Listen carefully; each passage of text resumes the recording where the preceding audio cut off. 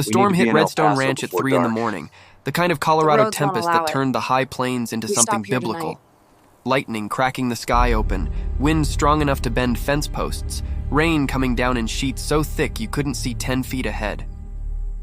When dawn finally broke, Marcus Reed stood in the muddy remnants of the south pasture, surveying damage with the cold calculation of a man who measured everything in dollars and cents. 3 sections of fence down, 2 equipment sheds with torn roofs, and in the far corner, near the ravine that had flooded during the night, a massive Hereford bull stood on 3 legs, his right front leg bent at an angle that made Marcus's stomach turn, even though he'd seen worse in his 15 years running industrial cattle operations. The bull's name was Mustang. 2 years old, 1,800 pounds of premium breeding stock, worth $15,000 if he was sound. Worth nothing if he wasn't. How bad? Marcus asked his foreman, Dale Pritchard, who was already on the phone with the ranch veterinarian. Dale lowered the phone, his weathered face grim. Doc says, from the way you're describing it, probably a fractured cannon bone. Maybe ligament damage, too. He can come out this afternoon, but he's already telling me what we're looking at. Surgery, months of recovery, no guarantee he'll ever be sound for breeding again. Cost? 8, maybe 10,000. Plus recovery time, special care, physical therapy, if we want any chance of him being useful again. Marcus looked at Mustang, who stood absolutely still despite what had to be excruciating pain, his dark eyes watching the humans with an intelligence that was almost unsettling.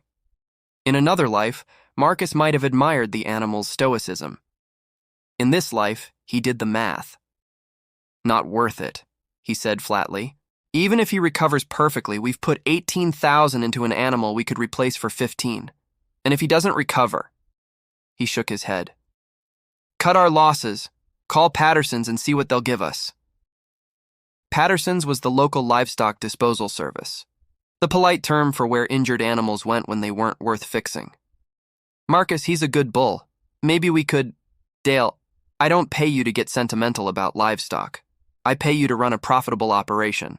That bull is now a liability. Move him out by end of day.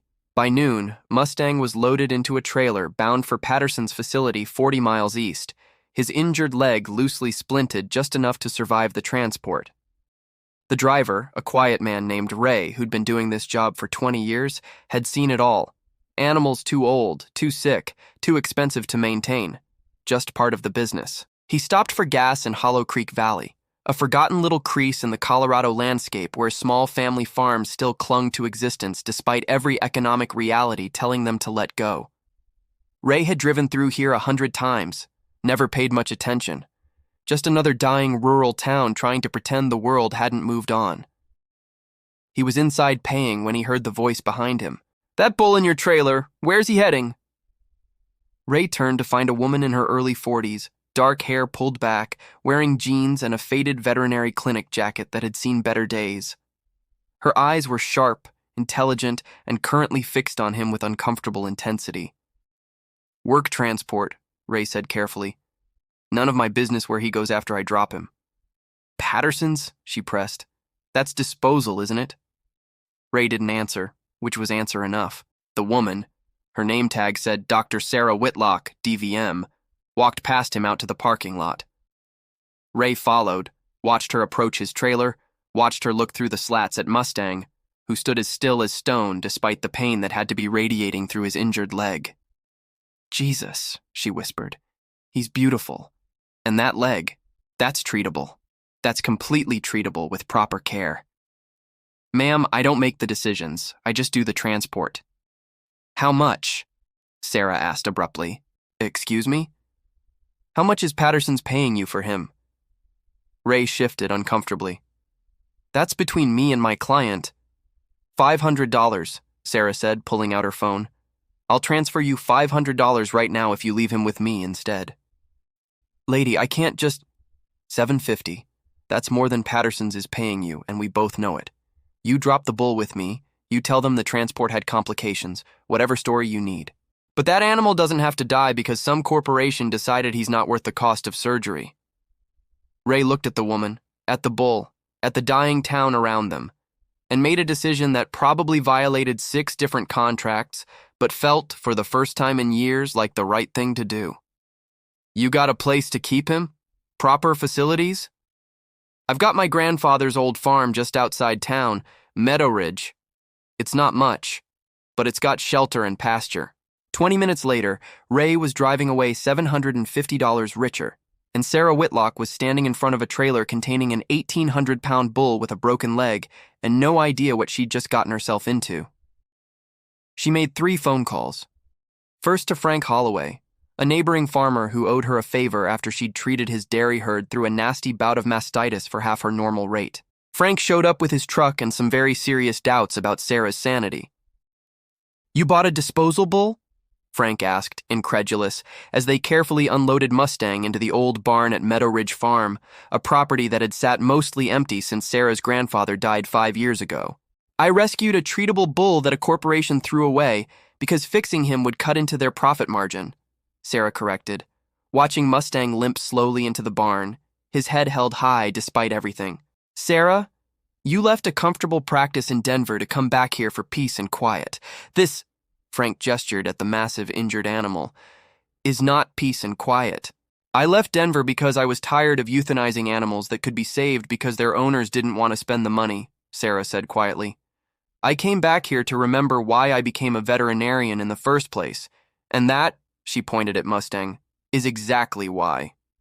Her second call was to her old veterinary school classmate, Miguel Santos, who now ran a mixed practice 2 counties over. She needed surgical supplies, antibiotics, pain medication, everything she'd need to properly treat a fractured cannon bone. "You're going to operate on him yourself?" Miguel asked over the phone, concern evident in his voice. "Sarah, that's a major procedure. You need a proper surgical suite, monitoring equipment. I've got a clean barn, a hydraulic cattle chute that still works, and 15 years of experience. It'll have to be enough. And if it's not, then at least he'll die somewhere that someone cared enough to try." Her third call was to the local weekly newspaper, the Hollow Creek Gazette, run by a journalist named Tom Preston, who'd been covering the valley's slow death for a decade. "Tom, I've got a story for you about what happens when you value profit over life. Interested?" By evening, half the valley had heard about the crazy veterinarian who'd bought a broken bull from a transport driver. Opinions were divided. Some thought Sarah was a hero. Some thought she was a fool wasting money the valley didn't have. Frank Holloway, helping Sarah set up the barn for what was essentially going to be a field surgery, had his own opinion. "You know this is going to cost you everything," he said, not unkindly. "The surgery, the recovery, the care. And even if he survives, he'll never be what he was." Sarah looked at Mustang, standing patient and calm in the barn despite his pain, and thought about all the years she'd spent putting animals down because they were too expensive to save, all the times she'd gone home sick with the waste of it. "Maybe that's the point," she said. "Maybe what he becomes is more important than what he was." She didn't know it yet, but those words would define everything that came next. Because Mustang wasn't going to be just a bull who survived. He was going to be the reason an entire valley learned what it meant to choose compassion over convenience. And by the time his story was done, the people who'd thrown him away would wish they'd never heard the name Mustang. Sarah didn't sleep that first night. She sat on an overturned bucket in Meadow Ridge's old barn, watching Mustang breathe. Every hour, she checked his vitals, temperature, heart rate, the swelling around his injured leg that she'd carefully wrapped after examining it. The fracture was bad, but not catastrophic. With proper care, he had a chance. The question was whether she could give him that chance with what little she had. Miguel arrived at dawn with his truck loaded with supplies, antibiotics, anti-inflammatory medication, surgical equipment if it came to that, and most importantly, a portable X-ray machine that let them see exactly what they were dealing with. "Compound fracture of the cannon bone," Miguel said, studying the images on his laptop. "But it's a clean break. No bone fragments, no arterial damage. Sarah, if you can stabilize this and give him time to heal, he's got a real shot." "How long?" "Months. 3, maybe 4 before he can put full weight on it. And he'll need careful monitoring. Infection is your biggest enemy here." Frank Holloway showed up around 8 with coffee and doubt in equal measure. "Half the valley thinks you've lost your mind," he said, handing her a thermos. "Other half thinks you're some kind of saint. Me? I'm still deciding." What do you think, Frank? Honestly. The old farmer looked at Mustang, who stood calm despite everything, his dark eyes alert and aware. I think that Bull's got more fight in him than most people I know. Question is whether we've got enough fight to match him. By noon, word had spread enough that people started showing up. Not everyone. Plenty of folks in Hollow Creek Valley had their own struggles and couldn't spare time or resources for an injured bull. But enough came that Sarah realized she wasn't doing this alone. Tom Preston from the Gazette brought his camera and notebook. Mind if I document this? People need to hear about what you're doing here. Rachel Martinez, who ran the Valley's only diner, arrived with sandwiches. Figured you'd forget to eat, she said simply. Even old Mr. Chen, who owned the feed store and was known for being tighter with $1 than bark on a tree, donated grain. For the bull, he said gruffly. Not for you. Don't get any ideas about running a charity operation. But the most surprising visitor came in the afternoon. A man in his 30s wearing a faded army jacket and carrying himself with the careful control of someone who'd seen things that still woke him up at night. I'm Jake Morrison, he said when Sarah met him at the barn entrance.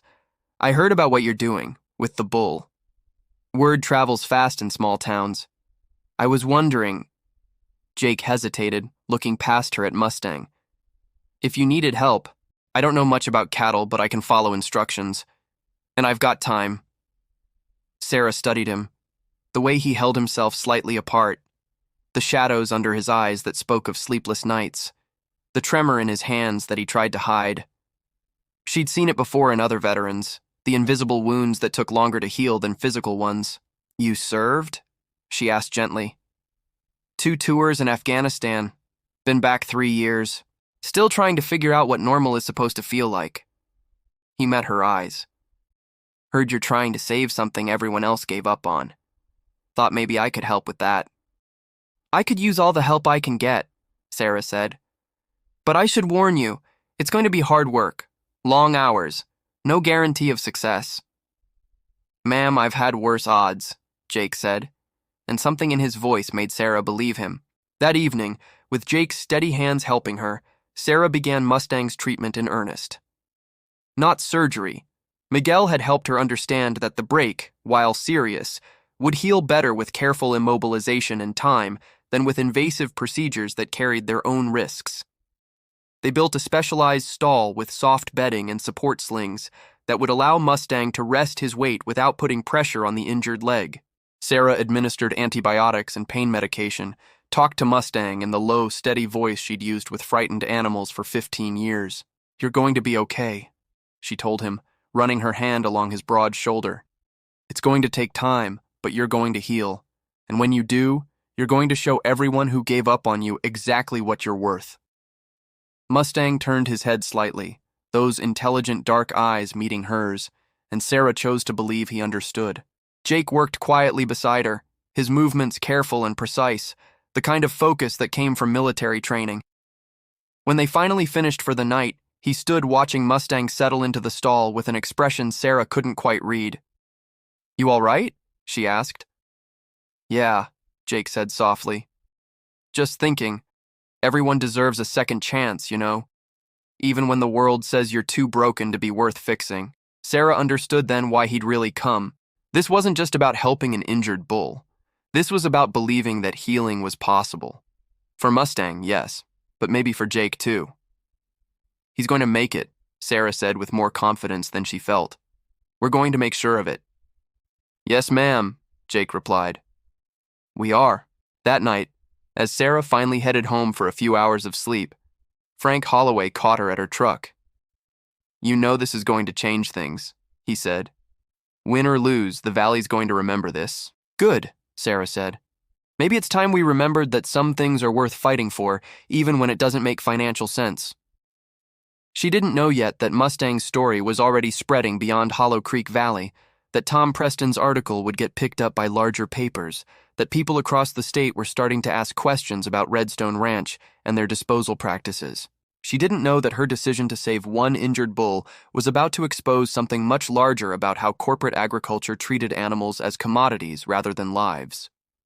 But she knew Mustang was alive and fighting, and that for tonight, that was enough. 3 weeks into Mustang's recovery, something unexpected happened. Sarah arrived at the barn one morning to find Jake already there, sitting on the ground outside Mustang's stall, talking quietly to the bull. Not about nothing, Jake was telling Mustang about Afghanistan, about the friends he'd lost, about the nightmares that still woke him up most nights. Mustang stood at the stall door, his injured leg healing steadily, listening with an attention that seemed almost human. "He doesn't judge," Jake said when he noticed Sarah.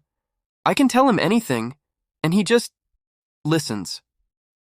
"That's what animals do best," Sarah replied gently. "They accept us exactly as we are." Over the following days, a pattern emerged. Jake would arrive early, spend hours with Mustang, cleaning the stall, changing bedding, administering medication under Sarah's supervision. And he'd talk about his service, his struggles, the isolation he'd felt since returning home. And slowly, visibly, Jake began to change. The tremor in his hands lessened. The shadows under his eyes faded. He smiled more. "You're giving him purpose," Miguel observed during one of his checkups on Mustang. "That bull's not just healing physically, he's helping Jake heal too." "Maybe they're helping each other," Sarah said.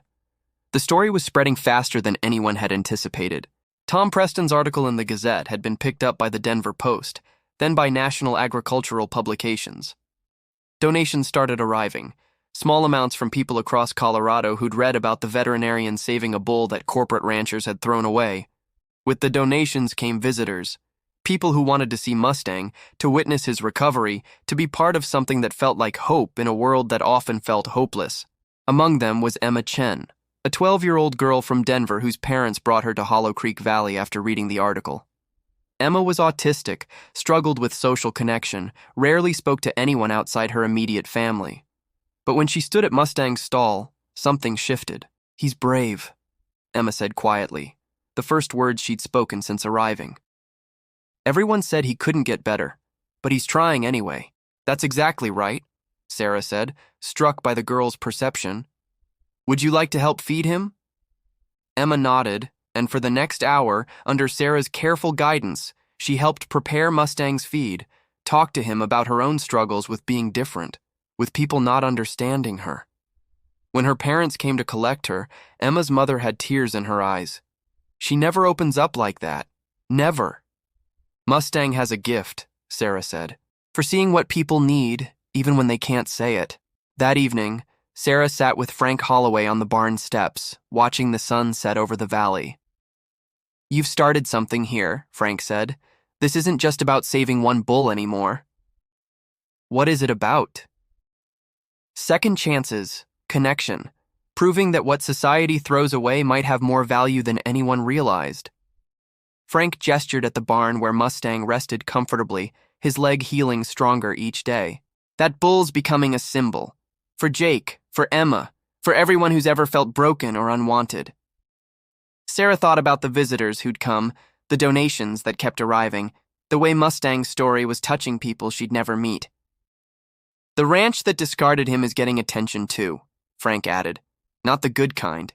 Questions about their practices, their treatment of animals.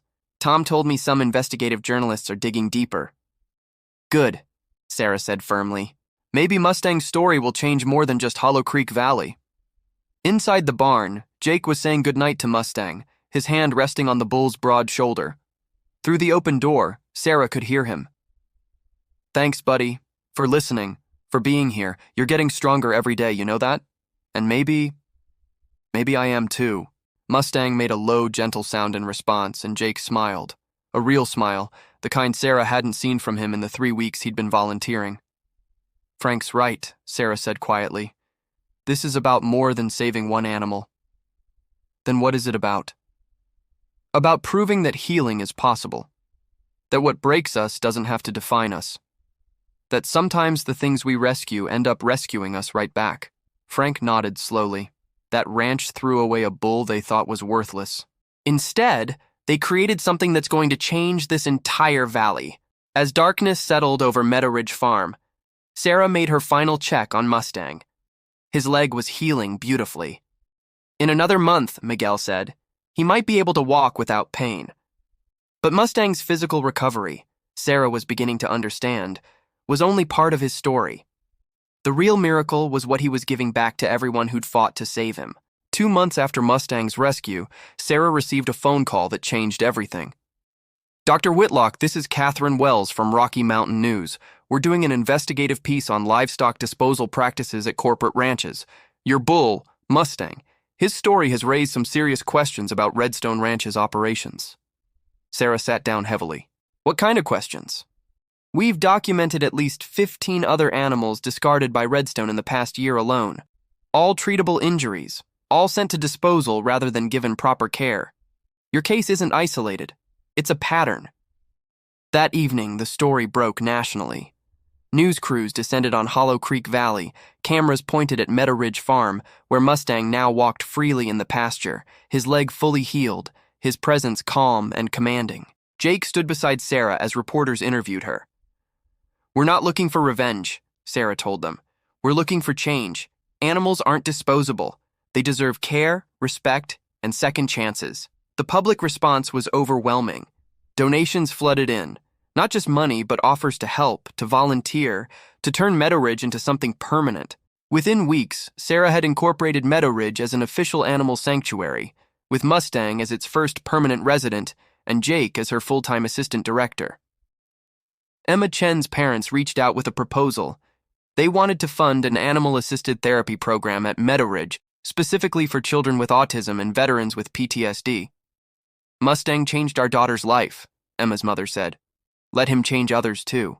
But the most significant call came from Marcus Reed himself. Dr. Whitlock, I'm calling to discuss the situation. His voice was carefully controlled. The media attention has been unfortunate for Redstone Ranch. Unfortunate? Sarah's voice went cold. You threw away a living creature because he wasn't profitable enough. That's not unfortunate. That's wrong. We're prepared to offer a settlement.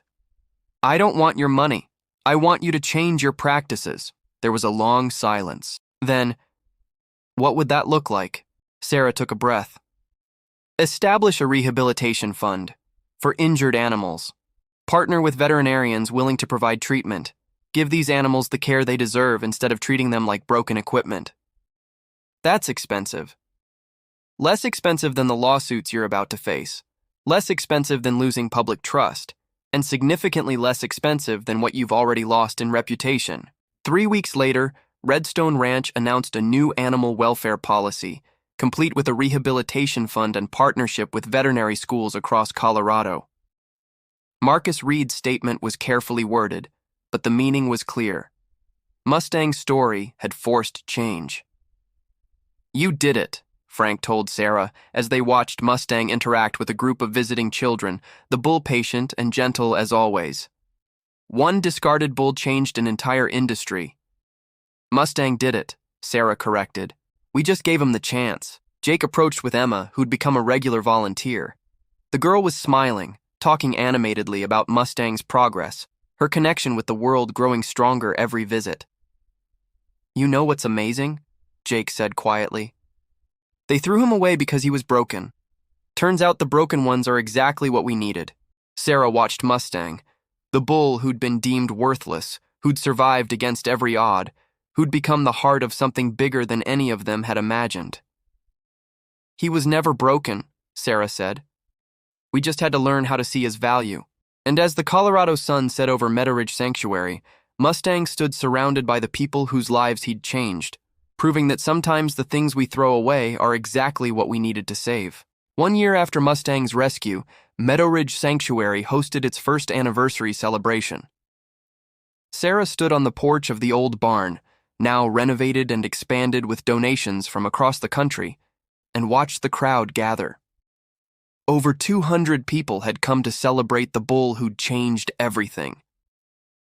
Jake stood beside Mustang in the main pasture, introducing the bull to a new veteran who'd just enrolled in the therapy program. He saved my life, Jake told the man simply. Give him a chance to save yours too. Emma Chen was there with a group of children from the Autism Support Program, all of them laughing as they helped feed the sanctuary's newest residents. 3 horses and 2 goats rescued from neglect, now thriving under the same compassionate care that had saved Mustang. "We've served 43 veterans and 28 children this year," Sarah told the crowd during her speech. None of this would exist without one injured bull that a corporation decided wasn't worth saving. Frank Holloway stood in the back, arms crossed, a satisfied smile on his weathered face. The valley had changed. Young people were staying, drawn by jobs at the sanctuary. Tourists came to visit Mustang, bringing revenue to local businesses. Rachel's diner was thriving. Even Mr. Chen had grudgingly admitted the sanctuary was good for the community, but the real measure of change stood in the pasture. Mustang, healthy, strong, his leg fully healed, moved among the visitors with the patient grace that had defined him from the beginning. Children petted his broad shoulder. Veterans spoke quietly to him about struggles they couldn't share with anyone else. And Mustang listened, present and accepting, exactly as he'd always been. Marcus Reed had sent a statement to be read at the ceremony. Sarah almost hadn't included it, but Jake had convinced her. "Let people hear that change is possible," he'd said, "even for those who made mistakes." The statement acknowledged Redstone Ranch's failures and detailed their new policies: a rehabilitation fund that had already saved 7 animals in the past year, partnerships with veterinary schools, mandatory welfare training for all staff. "One bull changed an industry," Sarah said as she finished her speech, "because he refused to give up, even when everyone else had given up on him. He taught us that value isn't measured in dollars. It's measured in lives touched, hearts healed, and second chances given." That evening, as the celebration wound down, Sarah found Jake sitting with Mustang, the bull's head resting gently against Jake's shoulder. "You doing okay?" she asked. "Yeah," Jake said, and meant it. The nightmares had faded. The tremors had stopped. He'd reconnected with his family, started taking college courses, built a life he'd thought was impossible a year ago. "I was thinking about the day I first came here. How lost I felt. How broken. And now? Now I know being broken isn't the end. It's just the beginning of becoming something different. Something maybe even better." He ran his hand along Mustang's neck. "He taught me that." Sarah sat beside them, watching the Colorado sunset paint the sky in shades of gold and pink. Meadow Ridge Sanctuary would continue to grow, helping more animals and more people. Mustang's story would continue to inspire change. But right now, in this quiet moment, it was simply about a woman who'd chosen compassion over convenience, a veteran who'd found purpose in caring for others, and a bull who'd proven that what society throws away might be exactly what it needs most. "Thank you," Sarah whispered to Mustang, "for trusting us, for fighting, for showing us what really matters." Mustang made that low, gentle sound in his throat that Sarah had come to recognize as contentment. The throwaway bull had found his home, and in doing so, he'd helped dozens of others find theirs too. This injured bull was thrown out by ranchers, but where he ended up left the entire valley speechless.